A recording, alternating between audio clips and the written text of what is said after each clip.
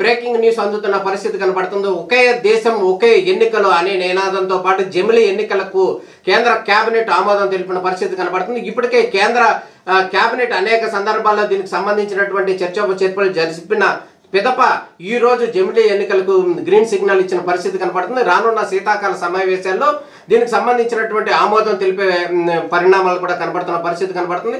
నరేంద్ర మోడీ అధ్యక్షతలో జరిగినటువంటి కేంద్ర కేబినెట్ జమిలీ ఎలక్షన్లకు గ్రీన్ సిగ్నల్ ఇచ్చిన పరిస్థితి కనబడుతుంది. ఈ నేపథ్యంలోనే దేశం మొత్తానికి సంబంధించి ఒకేసారి ఎన్నికలు, ఒకే దేశం ఒకేసారి ఎన్నికలు నిర్వహించాలనేటువంటి ప్రక్రియకు నాంది పలికిన పరిస్థితి కనబడుతుంది. ఇదే అంశానికి సంబంధించి అనేక రకాలుగా అనేక సందర్భాల్లో వార్తలు వచ్చినప్పటికీ కూడా దానికి సంబంధించి పూర్తి స్థాయిలో ప్రస్తుత కేబినెట్ ఆమోదం తెలిపిన నేపథ్యంలో రానున్న శీతాకాల సమావేశాల్లో దీనికి తుది రూపం వచ్చే అవకాశం కనబడుతుంది. మాజీ రాష్ట్రపతి రామ్నాథ్ కోవింద్ దీనికి సంబంధించినటువంటి ప్రత్యేకమైనటువంటి కమిటీ, ఆయన నేతృత్వంలో కమిటీ కూడా ఏర్పాటు జరిగింది. 8 మంది సభ్యులతో కూడినటువంటి కమిటీ ఇచ్చినటువంటి సిఫార్సులు ఏవైతే ఉన్నాయో ఆ సిఫార్సులు మొత్తాన్ని కూడా కేంద్ర కేబినెట్ ఆమోదం తెలిపిన పరిస్థితి కనబడుతుంది.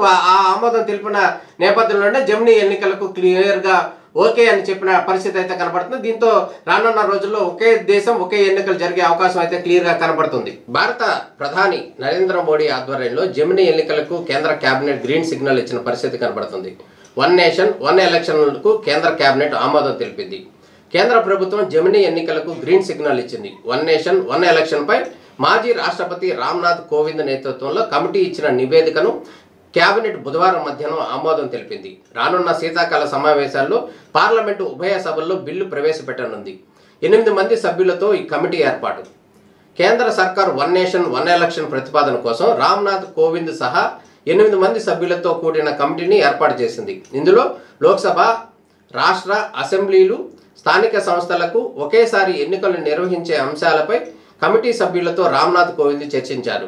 ఎన్నికలకు సంబంధించి అన్ని పార్టీల అభిప్రాయాలు, రాష్ట్రాల సవాళ్లను కమిటీ పరిశీలించింది. సుదీర్ఘ చర్చోపచర్చల అనంతరం రామ్నాథ్ కోవింద్ కమిటీ ఇచ్చినటువంటి నివేదిక ఆధారంగా కేంద్ర కేబినెట్ ఆమోదం తెలిపింది. జమిలీ ఎన్నికల ప్రతిపాదనను 1980లో వచ్చింది.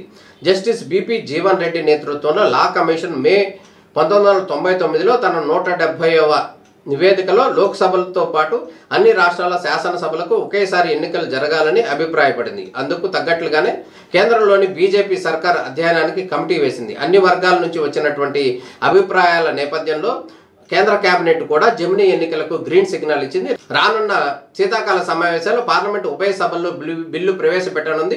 బిల్లు ఆమోదం జరిగితే కనుక వెంటనే జమిలీ ఎన్నికలకు వెళ్లే అవకాశం కనబడుతుంది. ఒక దేశం ఒక ఎన్నికలు అనే నినాదంతో వన్ నేషన్ వన్ ఎలక్షన్తో కేంద్ర కేబినెట్ గ్రీన్ సిగ్నల్ ఇచ్చిన పరిస్థితి కనబడుతుంది.